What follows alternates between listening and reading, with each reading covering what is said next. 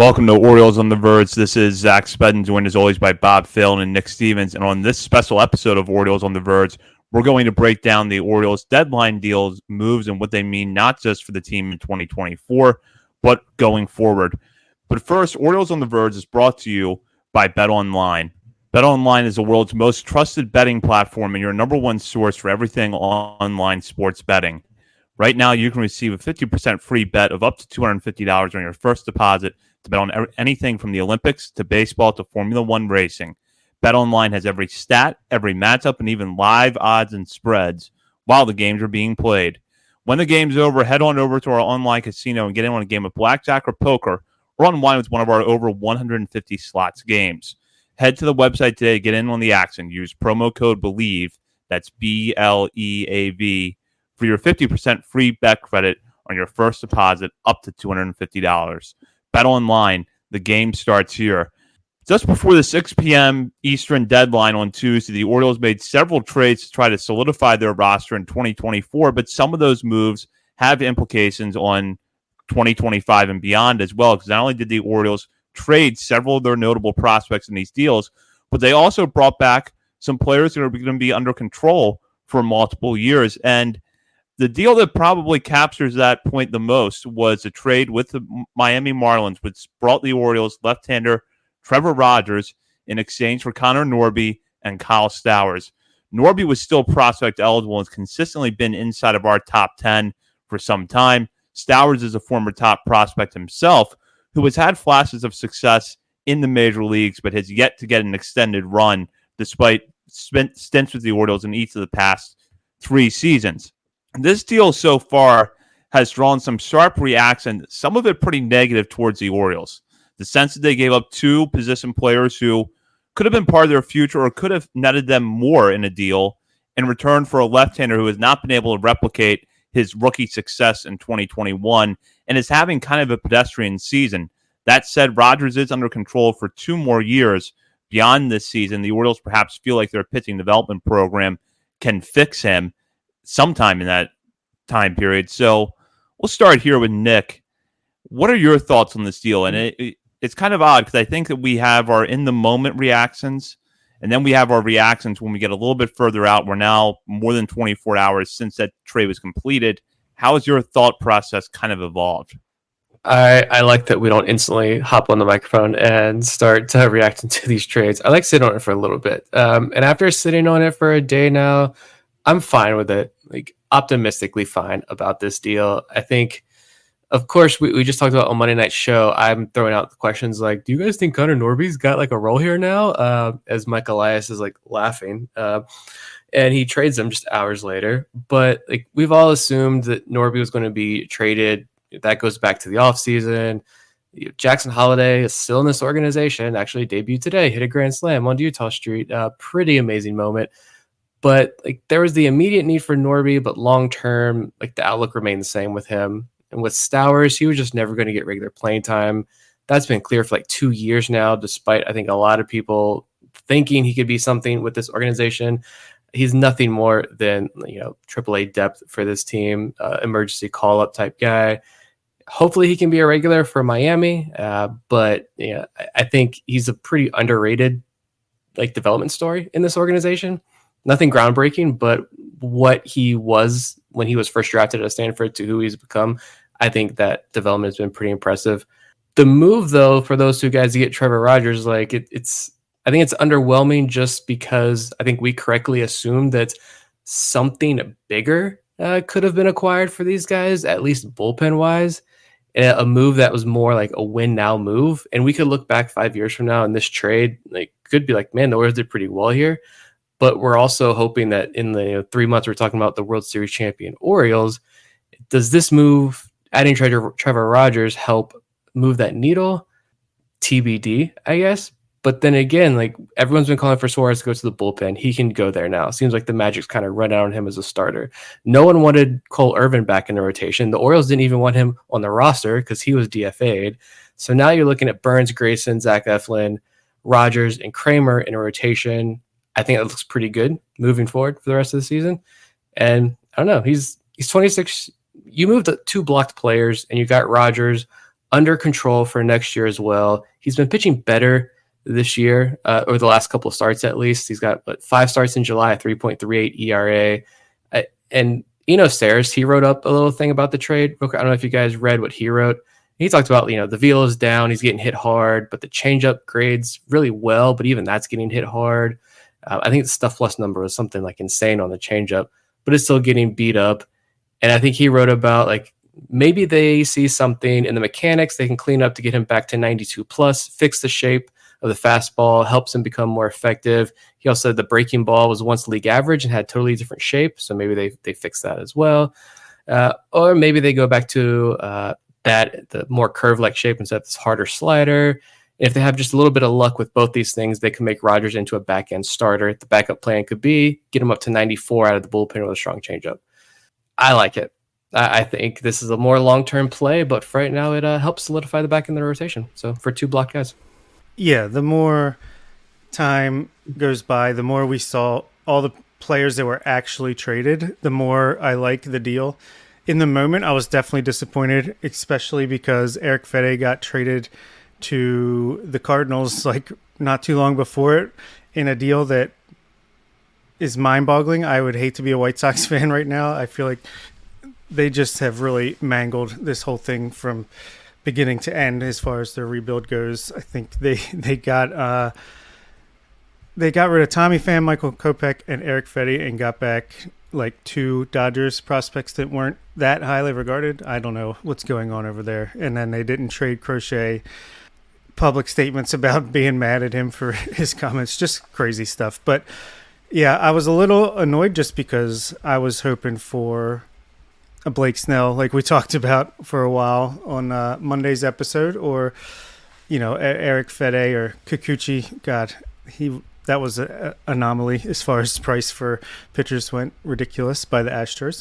But the more I thought about it, yeah, Kyle Stowers blocked, and really, other than being a bench player when someone is hurt, he didn't have a role here. Happy for him. He gets an opportunity. I think he was batting third today for the Marlins. Connor Norby, happy that he's getting an opportunity, but they optioned him to AAA for some reason so he could try to learn third base. Sorry that you went to the Marlins, but at least there is a lot more runway for Connor to make some waves in the majors. And yeah, we did think that maybe there was a chance that he had more of a role coming up, but at the same time, you also have Kobe. It could have gone either way, and then they decided to go this way. That's fine. He's 24 years old, doesn't have the best defense. You do have a loaded infield and even outfield coming up behind him. It was not necessarily my favorite trade of the day, but you get Trevor Rogers, who there's some upside there for sure. If the team thinks they can get him back closer to 2021 levels, then it could be a steal.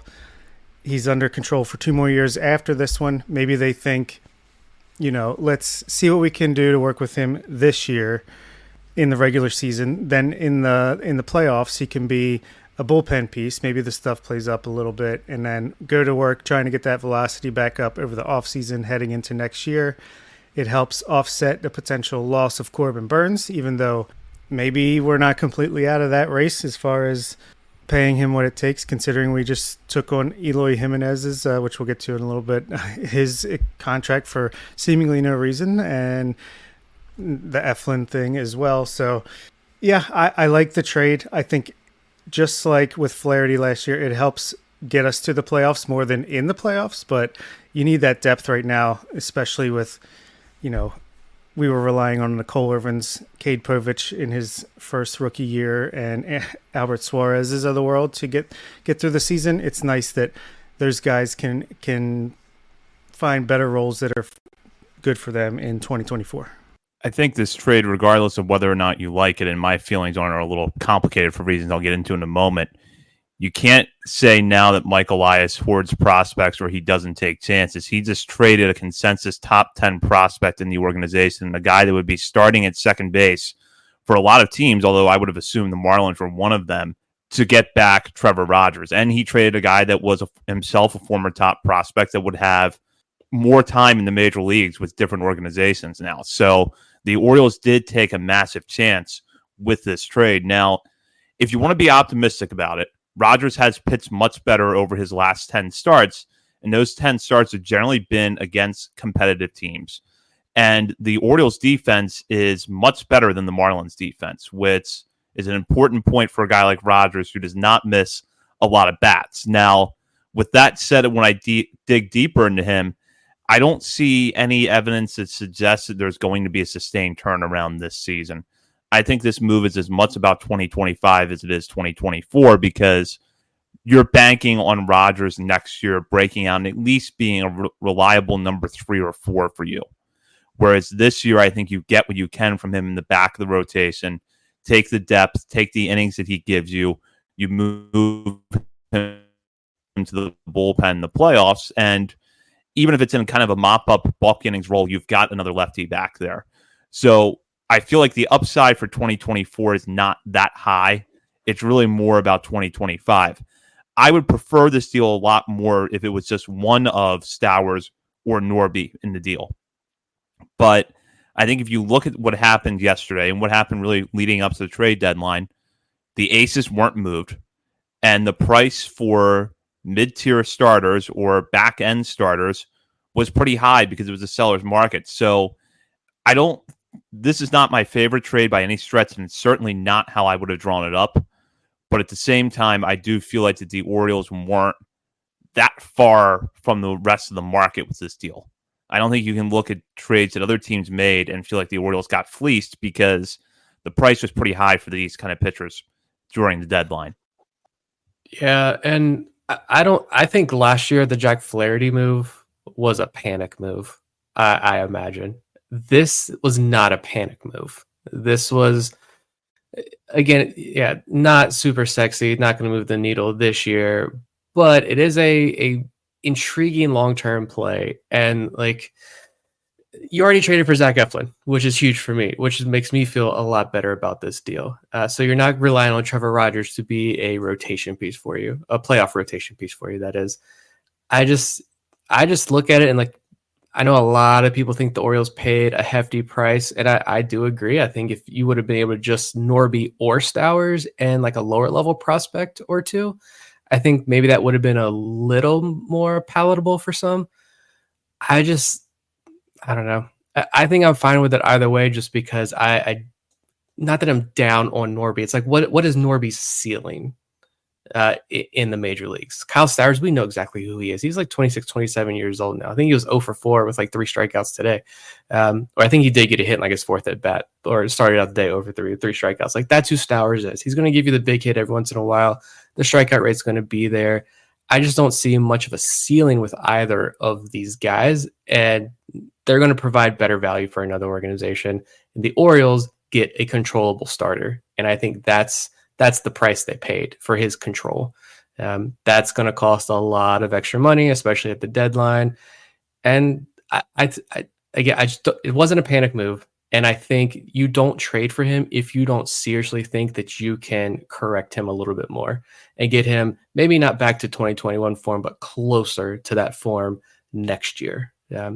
So yeah, like I said, I am optimistically okay with this deal. Yeah, I think that's a fair way to put it. And with Rogers, if you're a facilities manager at a warehouse and your HVAC system goes down, it can turn up the heat, literally. But don't sweat it. Grainger has you covered. Grainger offers over 1 million industrial-grade products for all your operations, including warehouse HVAC maintenance. And even better, they offer access to experts and fast delivery, so you and your warehouse can both keep your cool. Call 1-800-GRAINGER, click Grainger.com, or just stop by. Grainger, for the ones who get it done. I don't think you're necessarily going to get him back to that 2021 form, but there's reason to believe that there's more ceiling than what he's shown with the Marlins in the last couple of years.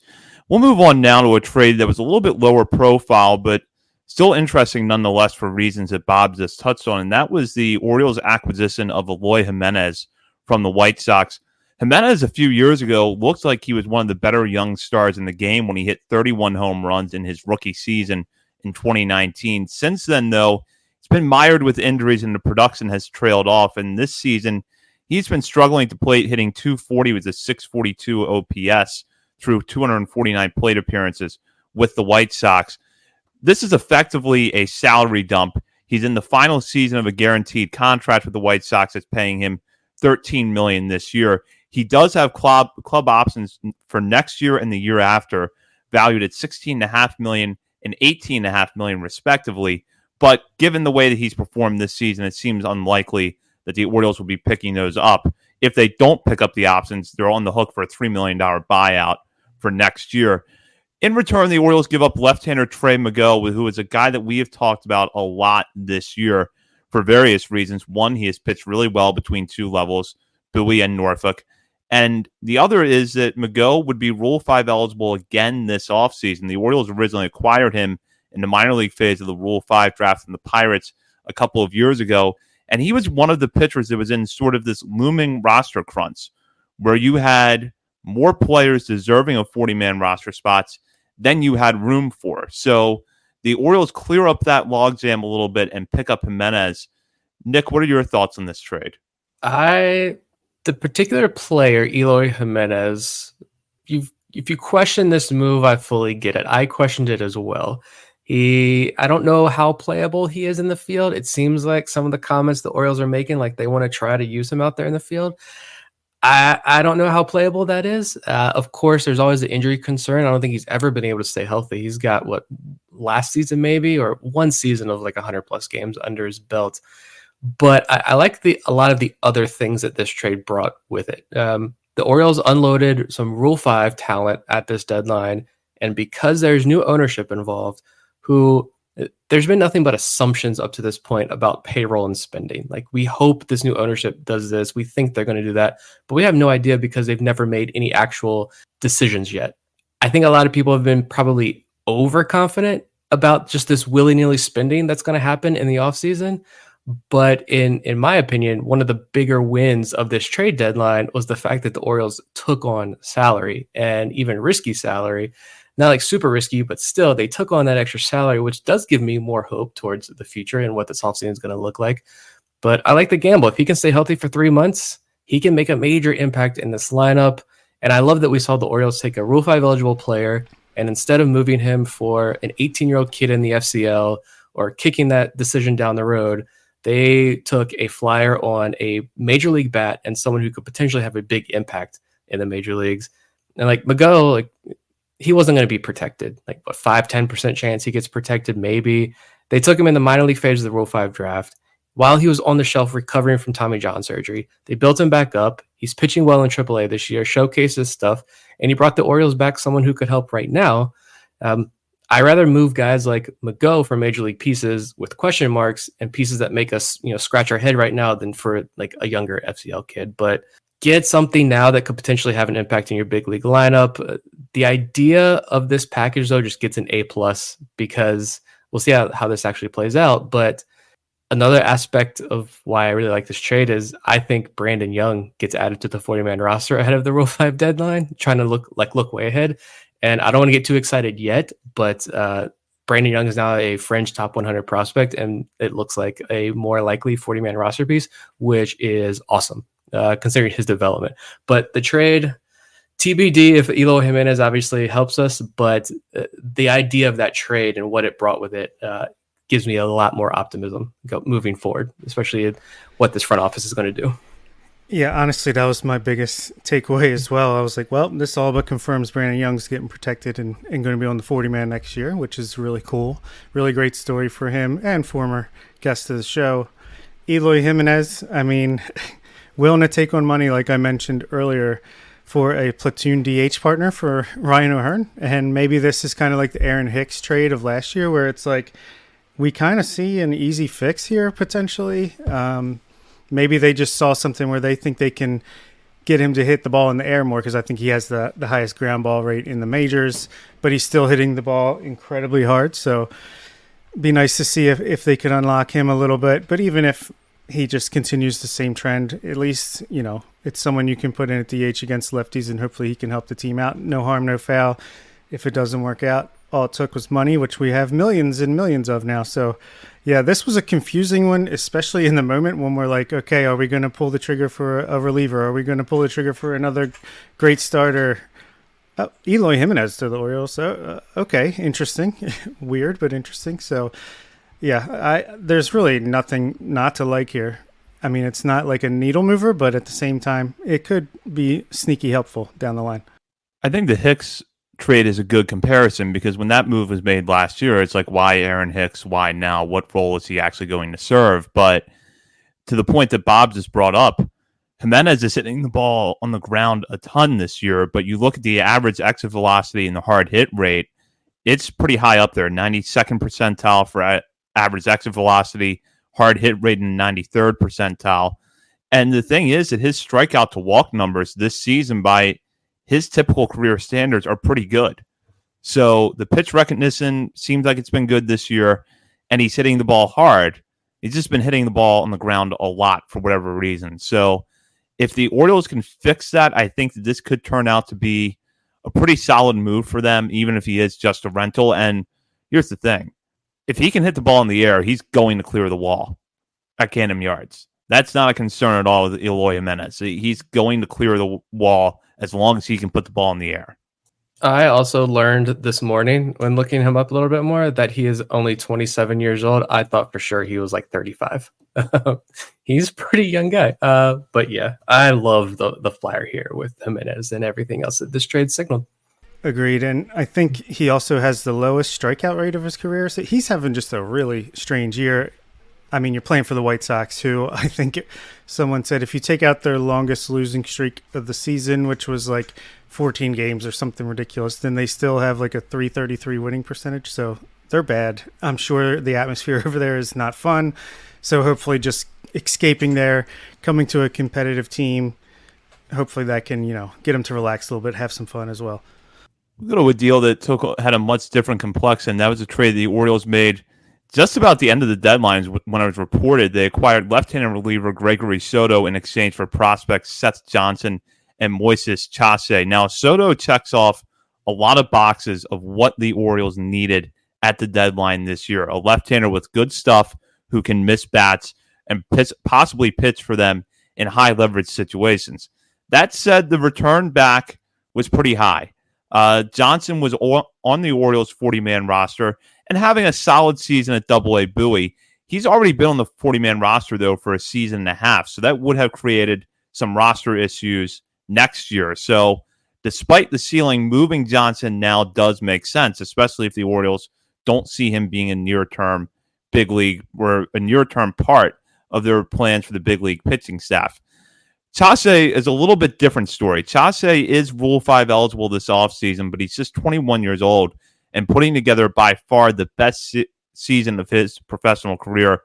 Through 52 innings this season, he's fanned 76 batters while walking just 30 at High A Aberdeen with a 3.46 ERA. Now, the walks are pretty high, but when you consider that Chace has had command issues for years leading up to this season, even that number feels like a sign of progress. And he's been someone we've talked about a lot this year with his emergence because he's got what could be a starter's pitch mix with a really good fastball if he's able to improve on the command.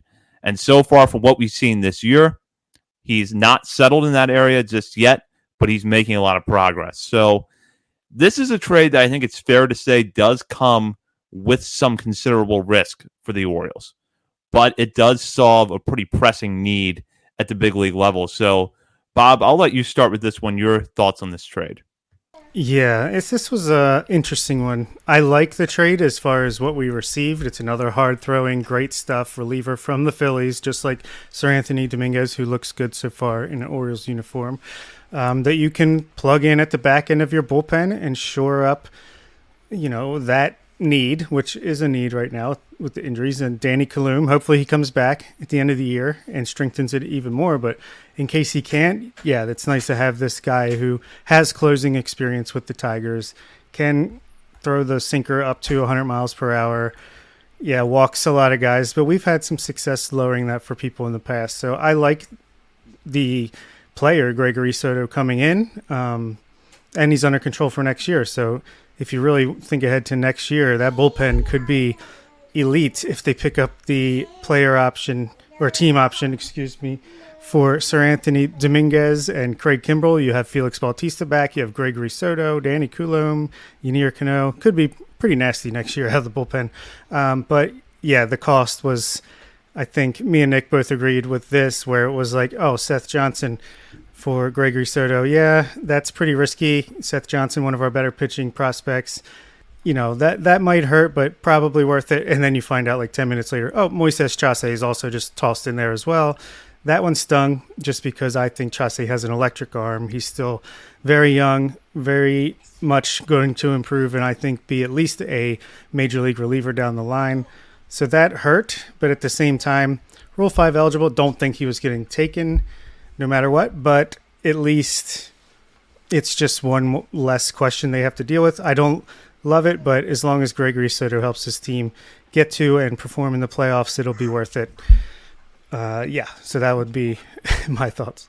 Yeah, I hated this deal last night. To be honest, really hated it. Once we found out Chace was added, Seth Johnson for Soto, yes. When you added Chace, I was like, but again, sit and think about it. And I'm thinking about it this morning, and I can't be mad at it really at all. Honestly, I wanted Tanner Scott, and I thought that package was going to hurt. Luckily, AJ Preller is desperate to save his job. And as AJ Preller does, one of the best talent evaluators in the game. He lands the studs. He nails the first round draft picks. He immediately trades these guys because he knows he can't develop them. And he's god awful at in-season moves. So he unloaded the farm, what was left of the farm, for Tanner Scott. I'm glad the Orioles did not match that. Be interesting to see how deep they got in those conversations. But as far as like the Orioles are concerned, I can't be mad at this deal because it's the type of reliever I wanted, we all wanted, they needed. A lefty firepower reliever who's got good swing and miss stuff.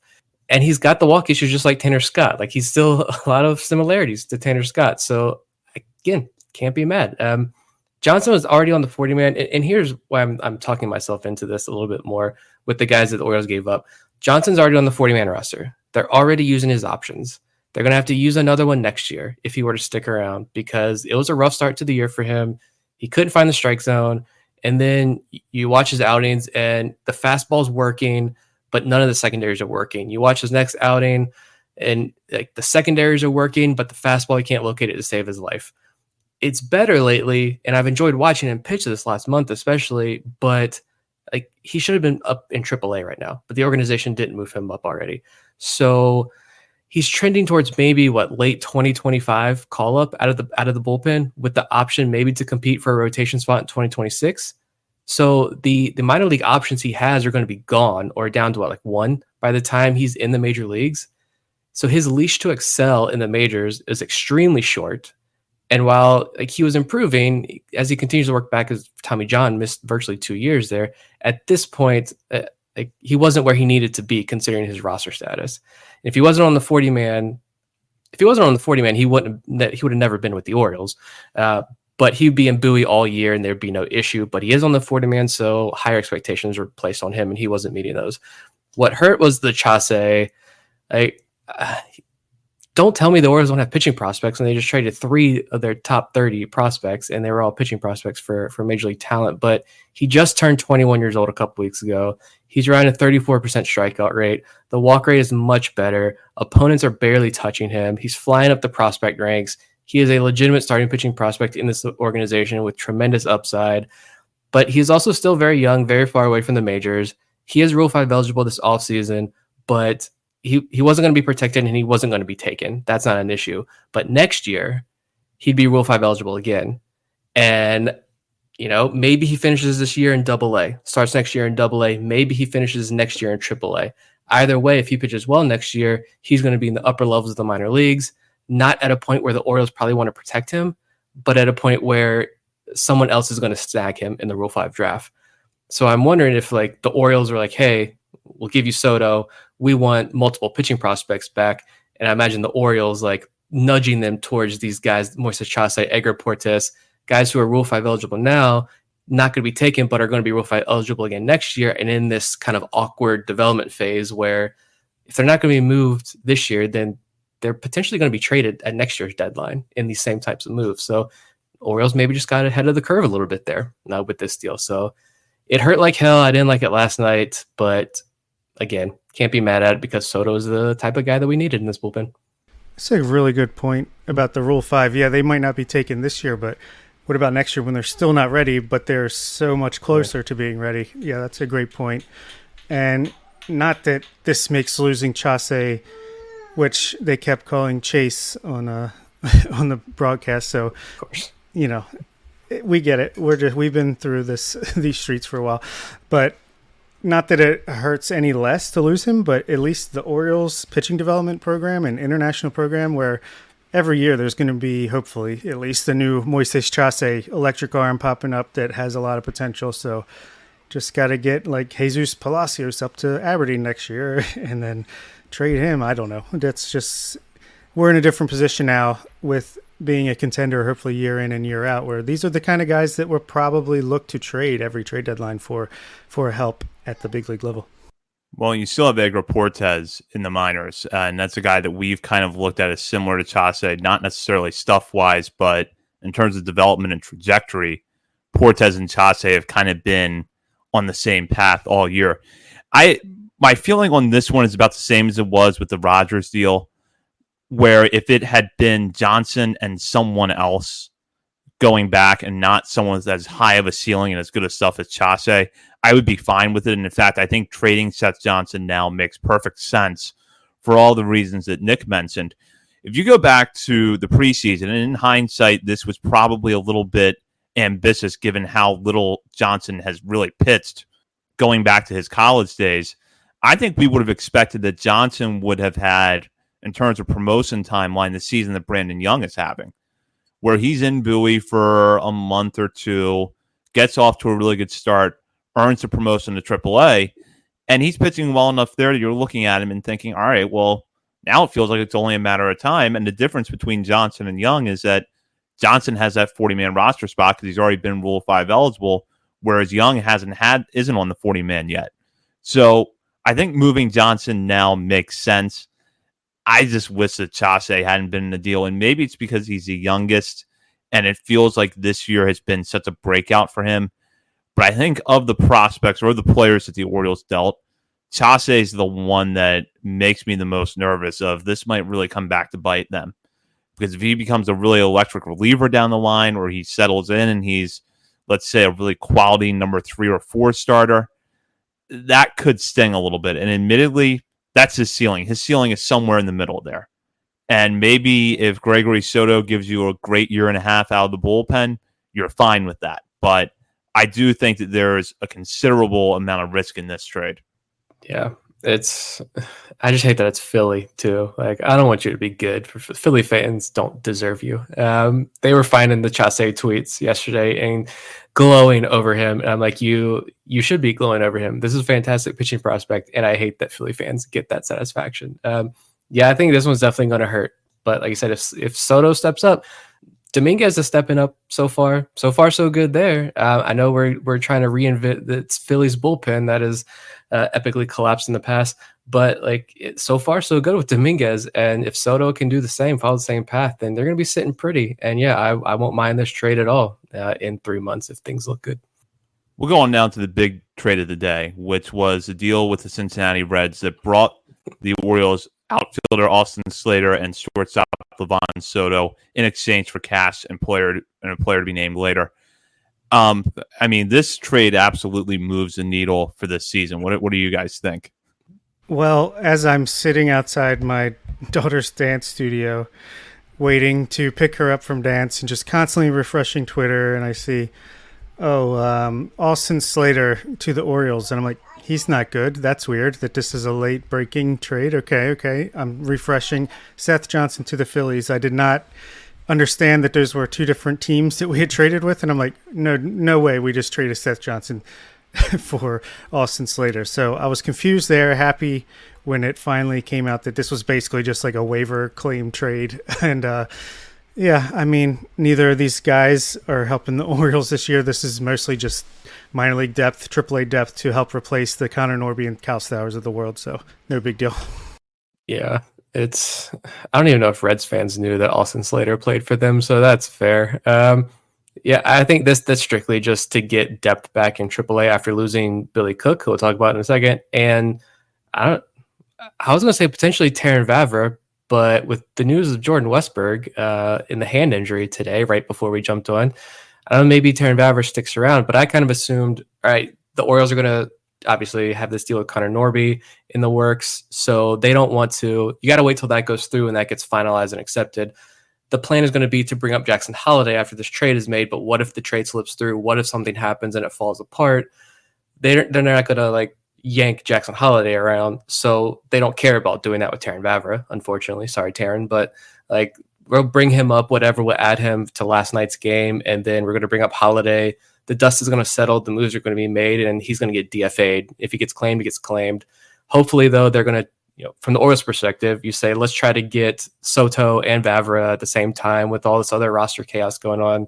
Let's try to DFA these guys, slip them through waivers, and we get this depth back in Norfolk. That's it. I don't even know if Slater has options. Like, can he be optioned, or do they try to DFA him like multiple guys and just spray and pray? Like whoever falls through, congrats, you're tied for the rest of the year. I don't know, but yeah, it was a weird one. Yeah, I'm also curious if with Cole Irvin being DFA'd, can he still be traded? From what I understand, he can still be traded for a non-40-man roster player as long as it's before August 1st. I don't know. I'm not exactly clear on that, but maybe there's still one more trade in the works. If you think the name Livian Soto is familiar, you're correct, because this is the third time he's been with the Orioles organization this year. They claimed him off waivers from the Angels in February, only to DFA him 8 days later, when he was then claimed by the Angels. The Angels DFA'd him in April. He was then claimed by the Orioles on April 11th, 3 days after the Angels put him on waivers. He was with the Orioles for less of the week when he was once again DFA'd. This time was picked up by the Reds, and he stuck in the Reds organization until yesterday's trade. So Soto has bounced around a lot this year. I do agree with you guys, though. It is probably a supplemental move to ensure depth as the roster still goes through a little bit of a transition now with Jordan Westberg heading to the IL and Cole Irvin DFA'd. Let's wrap up with this trade, which to me was one of the more interesting deals of the day. It sent Billy Cook to the Pirates in exchange for right-handed pitcher Patrick Reilly. Now, Cook has become a favorite of a lot of our listeners over the last year or so as he really rebuilt his prospect stock, or really built it up with a strong season last year, which he'd been following up with a pretty good season between Bowie and Norfolk this year. He's a guy that can play all over the field, so it's a little bit of power, runs incredibly well. In fact, he has so far this season, 16 stolen bases in 21 attempts and 81 steals in 94 attempts over the course of his career. So the Pirates picking up a guy that has some versatility and be good quality AAA depth for him. Now, a theme of this episode, Rule 5 eligibility. Billy Cook was Rule 5 eligible. And we had a question about this in a recent mailbag episode, and I think we described Cook, or at least I did, described him as being on the bubble, where he could get protected, he might not be protected, but because of the fact that he can play all over the field, runs well, has a little bit of power, he would probably get taken by somebody. So the Orioles, knowing that, managed to get back Patrick Reilly, a right-hander who has been putting up pretty good numbers this year at High A Greensboro. He was drafted by the Pirates last year out of Vanderbilt. So far, the 22-year-old has pitched 88 innings to High A levels, 108 strikeouts to 41 walks, while posting a 3.38 ERA. And it's worth noting that his home ballpark is an extreme hitter's park. So he's been doing that in a pretty tough environment. And he was ranked, I believe, by most outlets in the 20s on the Pirates' top 30 or top 50 prospects list. So he'll probably slot somewhere into our top 50 here in a couple of weeks. But it seems like the Orioles managed to get pretty good value for a guy that had really done a lot to emerge as a prospect in the last couple of years, but probably didn't have a future in Baltimore. This is a fantastic trade, I think. No major league impact, so it's going to get overlooked and not even talked about. But I do appreciate Michael Ice for throwing us a bone here to be able to talk about a prospect for prospect deal. A little flashback to the early days of the podcast. But he is, like you said, Billy Cook's Rule 5 eligible. Probably not going to be protected. He probably does get picked up, though, so you don't want to lose him for nothing. Instead, you get a quality pitching prospect back after losing Baumeister, Johnson, and Chace. You just lost 3 starting pitching prospects, all ranked in the top 30, top 25 in your system. Cook's growth has been pretty impressive. I don't want to knock him around or anything. He's got pop. He's got speed. He can play first, second. He played one game at third base, I think, this year when I was looking it up early. He's played all 3 outfield spots. Probably don't want him in center field in the majors, but he's played there. He's a Swiss Army knife type player, and he's a 10th round pick out of Pepperdine. So, like, when I watched him in Delmarva right after being drafted, it looked like he was going to be a guy who hit a bunch of home runs and hit 175, like in high A ball. I would never thought that he'd be OPSing over 800 in AAA, which great for him. I know Buck Britton's a big fan. He's got some fans in this organization. I just don't see a role for him in this organization. And so trading him was the smart move, and trading him for minor league pitching, including prospect pitching, was an even smarter move. I think hopefully this creates like a wave of other moves. Like he's probably going to start in Aberdeen, but he might be AA ready. He's got 19 starts this year in high A. So hopefully he maybe just get your feet wet and then move him up to Bowie, and some of these other guys can get moved up as well. But Reilly's really fun, like a reliever at Vanderbilt with super high walk numbers, like 6 per 9 in his college career. But then now this year's first year as a pro, he's in high A. All 19 of his appearances have been starts. He's striking out more than 30% of the guys he's facing. The walk rate's 11.5%, which is not great, but it's an improvement, and it's been getting better as the season has progressed. He's only walked 3 guys in his last 16 innings pitched. And yeah, like Fangraphs had him number 22. I think Baseball America had him in their top 10. It's a big discrepancy there, but I think the difference with Fangraphs report seems like they, due to his, some effort in the delivery, they really think he's going to be a reliever in the future. And like, I think that's fair, but you're talking about a guy with an elite fastball, 20 plus inches of induced vertical break, the high arm slot. If you haven't watched him pitch, I'd never seen him pitch until last night. The first clip you find, just search Twitter. The first clip you see, you'll be like, that's an Oriole pitching prospect. Like he can't be any more Orioles pitching prospect when you watch him pitch. I think he's going to fit in pretty nicely. I think he's going to rank pretty highly in the system. And I even saw a tweet that apparently, and this came from like I don't know Pittsburgh Pirates sources, so I don't know how reputable this is, but it looked like someone in the Pittsburgh media said apparently the Tampa Bay Rays were interested in Reilly in a Yandy Diaz move with Pittsburgh. So if the Rays are interested, there's another good sign. I think this is a starting pitching prospect of note moving ahead to next year, and could be, I'm sure Bob already has him ranked in our system. But I don't know. I'd have to look at it a little bit more, but I imagine he's probably going to be 15 to 20 range for us, maybe higher. Sounds about right. Yes, I do kind of have an idea of where he's going to be ranked. First, hats off to Billy Cook for his development over the years. And again, just another example of the Orioles player development system at work to turn him into a guy who I think we valued higher than Hudson Haskin, who was another guy that was not protected for the Rule 5 draft this past year and was not picked and is struggling in AAA this year, although 3 for 3, I think, yesterday. So maybe there's still room to grow. So happy for him. Again, another guy who was probably going to be in that Kyle Stowers position where they're an injury away from being a bench player at the major leagues. So happy for him to go to the Pirates, another up-and-coming team. Hopefully he can help them out and get some major league time before too long.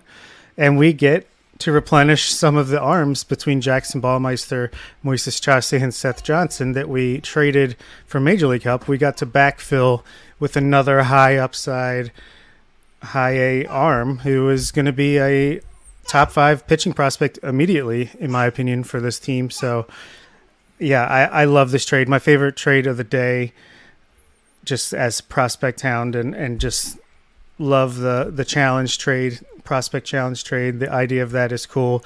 And I think it's smart to buy and sell at the same time. And this was kind of like we have a log jam at the top. Well, let's kick the can down the road. Some higher upside player who might be a couple more years away. Just kind of like the idea of that. Would love to see more of that down the line. Someone else was really excited about that deal as well. So I think Michael Ice did well there, pleasing all fans of all ages. And remember, last year she was not happy about the Jack Flaherty trade. So maybe her talent evaluation skills are well beyond her years. And for those wondering, MLB Pipeline right now has Patrick Reilly ranked 15th in the Orioles system, one spot below Luis Almeida and one ahead of Justin Armbruster. You'll have to wait a couple more weeks to find out where we put him in our list, but it definitely looks like the Orioles are adding back a guy that's going to be a consensus top 15 to top 25 prospect, it seems like. So we'll have more on that here in the coming weeks. Now, before we wrap up, I'm just going to throw out what I think is the question you have to ask yourself at the end of the deadline. Do you feel better about the Orioles for this season now than you did before Friday when they made their first moves? Without a doubt. I mean, I feel better about this year. Yeah, maybe didn't get quite the players, quite the splash that some people wanted, but there's unquestionably we are a better team today than we were a week ago. Future podcaster just hanging out with me. Take your daughter to work today tonight. And I'll hurry up and say I feel better about 2025 as well after last week. I do. I don't want to be overly excited. I want to see how this obviously plays out because there are some risky moves there, but the potential, I think I said in episodes leading up to this when we were talking about the trade deadline and previewing it, I said a lot when talking about, Tanner Scott and Blake Snell and these guys, like push the chips in, but like shoot for the moon with this trade deadline. Shoot for the moon here, go boom or bust. Like either you're going to win this thing or you're not. Like there's no trophy for second place. No one cares who lost the World Series. You're going to win it or you're not. And I feel like the Orioles made these types of moves. Like some people said the Orioles played it too safe. I think that was pretty not a great take. I think they got risky here. They took on salary. They got risky flyers, major league flyers. And if it works out, this has the potential to really hit. I don't know. I just think like you can't say this Michael Elias is a prospect hoard of crap anymore because he just unloaded 8 top 30, top 35 guys in the system, including multiple major or quality starting pitching prospects for major league pieces. Scooble would have been fun, sure, but it seems like the Tigers wanted the ultimate package. They had every right to demand, and the Orioles are not. They're saying no thanks, and they kept Holiday, they kept Mayo, they kept Basayo, and it's still in the system. Colton Cowser still in the system. Even Heston Kjerstad is still in the system, and the Orioles got better. Blake Snell would have been fun, but it looks like the Giants had delusions of playoffs, so they took Snell off the table. The Jack Flaherty thing just always felt weird from the start. So I'm glad they didn't trade for Jack Flaherty, to be honest. We'll see if Eloy Jimenez and, guys like Gregory Soto make a difference, but I think they have the real potential to. So, and they added a lot of controllable pieces for 2025. So I'm fine with this deadline. I feel a lot better for these last, 2 months of the season. My favorite thing is we still have Jackson Holiday, who is up in the majors, who hit a grand slam today, first career home run. We still have Kobe Mayo, should be up in the majors, somehow more blocked today. Maybe not after the Westberg injury, but maybe not the greatest situation if you're a Kobe Mayo fan that wants to see him up as soon as possible. But he's still here and a big part of the future plans for this organization. Still have Samuel Basayo, Colton Cowser, Heston Kjerstad, et cetera, et cetera. Chace McDermott, Cade Povich, kept all our best, biggest prospects, Enrique Bradfield. So love that. And we still improved at the same time. Win-win. Yeah, absolutely. I think at the very least, the margins of this roster are better. And sometimes it's a trade deadline. That's a winning strategy to improve the margins of the roster. The bullpen is unquestionably better. Craig Kimbrell, I still have a lot of reservations about. But at least now you've got some arms that can get the ball to him, that can get some strikeouts, which the Orioles really didn't have before. And you know what? If Kimbrell does continue to struggle, I'm okay with letting Sir Anthony Dominguez and Gregory Soto split that role for a little while if it comes down to that. I'm fine with that. The rotation, I think that Zach Eflin's going to have a larger impact on this team than what most people are giving him credit for. I'm fine with him starting game 3 of a postseason series. I think he's going to make them better down the stretch. And then with Rogers, like I said, I think that that's more of a future move where you're hoping that in 2025 he really steps up. But for the rest of this year, it allows you to move Suarez to the bullpen, and it's a guy who can, if nothing else, give you innings. So the bullpen is better by significant improvement over what it was before. The rotation is a little bit better, and I think that their depth with their lineup is still strong. So overall, I'm satisfied with this deadline, even if it didn't lead to the big splash that many people were hoping for. I just think too, like going back to Eloy Jimenez trade, I seriously can't believe it. Like like I said, I think a lot of people were just had these crazy wild assumptions about, we're in Burns discussions. We're going to give Gunnar $500 million, whatever outrageous money he wants. We're going to be extend these guys. We're a player for Juan Soto in free agency. A couple Sotos on the roster. That'd be fun. And I'm just like, we've seen nothing that has shown this. This is a small step, but after what we've witnessed the last decades, many years, like that's what makes me feel way more optimistic about the future. Are these moves going to help in 2024 win a World Series? I hope so. But Mike Elias tiptoed a very delicate line there of improving the roster this year, but also continuing to set this franchise up for success for years to come. And at the same time, ownership showed the fans something a lot cooler than throwing out hats to everybody. He opened up the checkbook and spent some money, and I love it. And with that, that does it for this episode. Nick and I will be back on Monday to break down the latest news in Birdland, which is probably going to include draft signings. As the deadline is Thursday, we expect to hear some news between now and then. And you can get that news through social media. We are in plenty of places on social media, including Facebook, Instagram, Threads, X, TikTok, and YouTube. We're also over at Substack, OriolesOnTheVerge.substack.com. And while you're browsing around the internet, be sure to sign up for our Patreon community, which you can join for as little as $3 a month. And at the $5 and $10 levels, get access to bonus daily coverage from Bob, Nick, and myself, as well as monthly top 50 updates. For Bob Phelan and Nick Stevens, this is Zach Spedden. You've been listening to Orioles on the Verge, presented by BetOnline and part of the Believe Podcast Network. Hey, it's Michelle Beadle. That's right, the Michelle Beadle. You're welcome. You love talking about sports. I love talking about sports. You know the only thing cooler than talking about sports? Sports! And right now, all your favorite sports are on Sirius XM. I'm talking every NFL game, every game from the NBA, NHL, MLB, every NASCAR race, golf major conference college sports, and all the top games in the WNBA. If it gets your heart pumping, it's on Sirius XM. So start your free trial of Sirius XM today. Visit SiriusXM.com/believe.